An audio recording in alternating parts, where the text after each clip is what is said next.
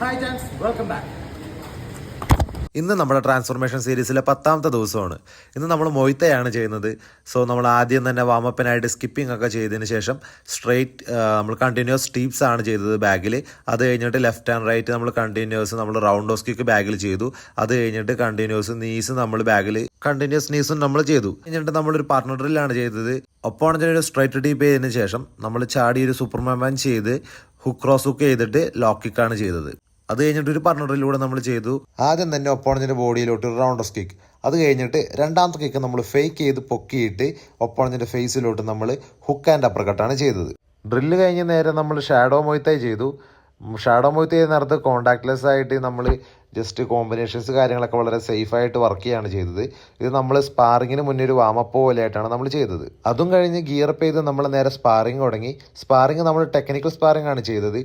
Technical സ്പാറിങ്ങിൽ നമ്മൾ അധികം ഹാർഡായിട്ട് fight ചെയ്യാതെ നല്ല രീതിയിൽ നമ്മൾ ടെക്നിക്സ് കാര്യങ്ങളൊക്കെ വർക്ക് ചെയ്യാനും നമ്മൾ ഷാർപ്പായിട്ടുള്ള ഫൈറ്റിംഗ് സ്ട്രാറ്റജീസ് കാര്യങ്ങളൊക്കെ ബിൽഡ് ചെയ്ത് വർക്ക് ചെയ്യാനായിട്ടാണ് നമ്മൾ ശ്രമിച്ചത്. അവസാനം നമ്മൾ എന്നത്തെയും പോലെ സ്ട്രെച്ചിങ് നല്ല വൃത്തിയായിട്ട് ചെയ്തു.